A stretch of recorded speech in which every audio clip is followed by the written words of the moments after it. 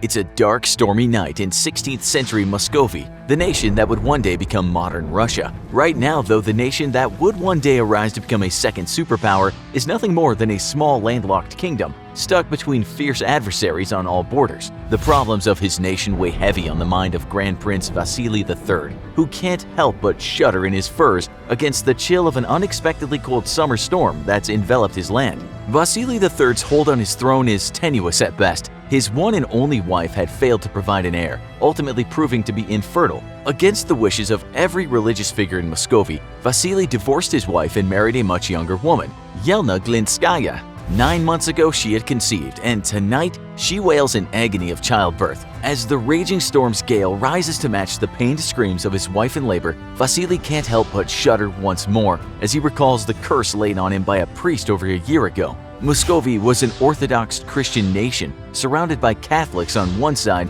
and heathen Muslims on the other. In the eyes of the clergy, a single bright light in the darkness of pagan and false beliefs. Vasily III's divorce of his wife threatened to incur the wrath of God himself against the nation of Muscovy, and the holy man had warned the prince that out of this evil deed an evil child will be born. History would prove the priest's prophecy all too correct. Ivan the Terrible, or Ivan Vasilievich, was born on August 25, 1530, and almost from the moment of his birth, his life was destined to not be a happy one.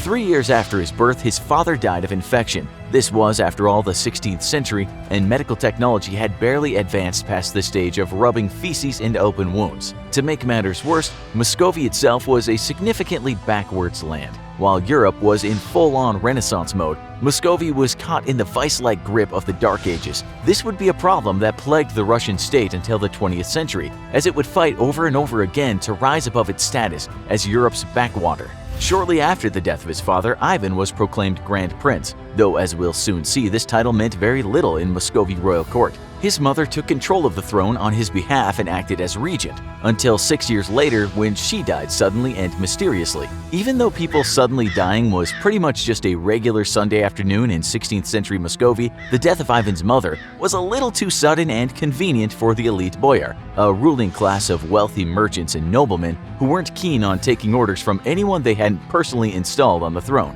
Ivan and his younger brother were raised by different boyar families who continued their power struggles as they named themselves regents to the throne. In effect, the young Ivan, future ruler of Muscovy, was nothing more than a pawn caught up in the boyars' chess game, and the center of the intense tug-of-war between powerful families. Some accounts state that the boys were treated poorly, dressed in rags and forced to beg for food, even while being kept in a royal palace. Whatever the truth, the boyars' treatment of Ivan would add to a growing resentment and paranoia concerning the boyars, which would one day end in a lot of blood spilled. A close friend to the teenage Ivan, however, came in the form of a priest named Macarius, who would eventually be named into a saint by the Eastern Orthodox Church. Macarius stressed on Ivan his belief in Christianity, and those beliefs would shape the young Ivan. Sadly, Ivan pretty much ignored all the lessons of Christianity about charity, compassion, humility, and respect, and instead got stuck with Macarius' idea to turn Muscovia into the new Byzantine Empire by making it the center of Orthodox Christianity.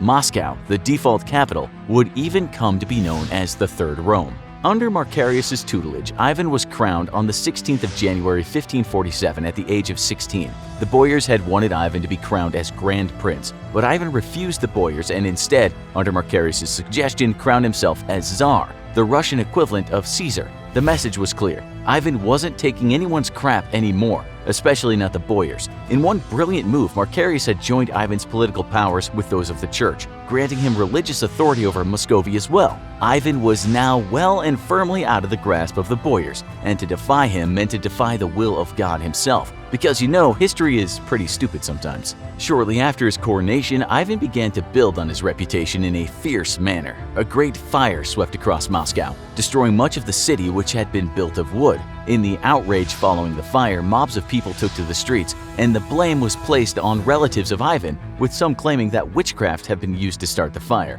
It never once occurred to a single Moscow citizen that a regular fire would do a pretty good job of burning down an all-wood city, and the witchcraft thing kinda stuck. In the ensuing riot, several of Ivan's extended family members were killed. Upon hearing of their murders, Ivan quickly laid the blame for the plot on several powerful political enemies, whom he had summarily executed. Ivan had turned a disaster into a political advantage, and slowly the terror that ruled Muscovy was becoming apparent. Ivan soon took to attempting to modernize the backwards country he was in charge of. He revised the law to severely limit the power of the boyars. Where once a boyar could freely do as he or she wished with the common folk, now boyars could be held accountable for murder, rape, robbery, or any other common crime. Far from enacting reforms out of a sense of justice, though, Ivan was merely working to further weaken the boyars he distrusted so much. In one incident where a crowd of citizens showed up demanding justice against a member of the boyar, he had 20 of them executed.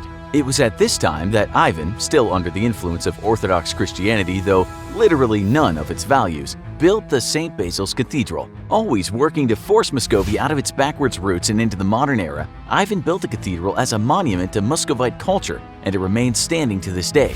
Ivan also turned his eyes east to raising a standing army and going to war against the Tartars, which had invaded his lands with impunity for decades. In a stunning victory where he hired Dutch engineers to blow up the walls of a major Tartar fortress, Ivan secured his eastern borders from further incursions. Things quickly took a turn for the worse, though. Consecutive droughts and famines rocked the land, and laws were drafted to prevent peasants from leaving their lands in search of better land to farm and settle. These laws would eventually lead to the creation of the Russian serf class. Military disaster also visited Ivan's reign. A landlocked nation with no access to the open ocean, Ivan tried unsuccessfully to invade lands to the west, what would today be modern Latvia and Estonia. Under blockade by other European nations, Muscovy desperately needed access to the open ocean if it was going to prosper financially. Despite some initial success, Ivan's forces met with disaster after disaster. To make matters worse, one of Ivan's closest advisors, Prince Andrei Kurbsky, defected to the Lithuanians he was fighting and returned to the region of Vielkie Luki at the head of a Lithuanian army, devastating it. This would further cement Ivan's mistrust and hatred for the nobility. In 1564, Ivan left Moscow and sent a letter informing his former court that he was abdicating his throne. In the letter, Ivan stated that the continued crimes of the aristocracy and clergy against his throne and the nation itself made it impossible for him to rule. Muscovite citizens grew angry with the boyars, and they were forced to ask Ivan to return to the throne. Ivan agreed, but only if he was given absolute power with no checks or balances. Reluctantly, the boyars agreed. This would prove to be a major mistake. Upon returning to the capital, Ivan immediately created the Oprichnina, a territory within the borders of Muscovy where Ivan had complete and total power. The boyars would rule the rest of the land, the Zemshchina. To enforce his will and ferret out political opponents, Ivan created the first of Russia's famous secret police, the Oprechnikia. Headed by Malyuta Skuratov, an extreme sadist, the Oprechnikia launched a wave of terror and violence against the population and the boyars both. Always wishing to keep the boyars under his thumb and in fear of him, Ivan allowed Skuratov to do as he pleased, and the latter was fond of occasionally sending the Oprechnikia to round up married women of Moscow so they could all be raped. This not only kept the boyars in terror, but with many unwanted pregnancies, which would devastate many powerful aristocratic bloodlines. With the aid of the Oprechnikia, Ivan arrested, tortured, and exiled many boyars he accused of conspiracy against the crown, often on the most flimsy of charges. In 1566, Ivan expanded the borders of the Oprichnina, the territory he ruled alone, and included 8 other districts. Out of 12,000 nobles in those territories, 570 became Oprechnikia, while the rest fled or were expelled. As Ivan's secret police, the Oprechnikia owed their allegiance only to him and were rewarded handsomely for their service. Where the treatment of peasants by the boyars had been reined in by Ivan's reforms years ago, the Oprechnikia were given complete and absolute immunity from prosecution. They could do as they wished in large estates given to them by Ivan, and they often did, killing, robbing, or raping as they pleased. This led to a mass exodus of peasants from the land, which inevitably caused a massive collapse of farming in Muscovy. Grain scarcity would lead to a massive hike in prices, and the Muscovite economy all but collapsed. Plague and famine soon hit Muscovy, and the ongoing Livonian War against the Western European powers only served to further take a toll on the nation. Ivan's paranoia escalated to truly insane heights, and he grew fearful that the city of Novgorod was planning to defect to Lithuania. While historians believe that this was completely false, Ivan, ever fearful and paranoid, ordered a raid of the city by the Oprechnikia. Once more, they were given free rein, and Ivan's secret police pillaged Novgorod and every surrounding village. Ancient casualty figures number the victims at 60,000, but this is likely extremely exaggerated. What is known though is that Ivan routinely ordered the execution of Novgorod citizens, tying men, women, and children to sleighs and running them into the freezing Volkhov River. Many more were tortured, and the archbishop was arrested and then set loose in the woods to be hunted and killed like an animal by Ivan's secret police. Ivan's black legacy of torture, rape, and murder would spread across Muscovy. While his moniker the Terrible was a mistranslation of a Russian honorific, Ivan nevertheless lived up to his mistranslated title and remains one of the most reviled men in history. Ivan would go on to die while playing chess in 1584, and while he was a brutal dictator, his sheer determination and willpower would serve to unify Muscovy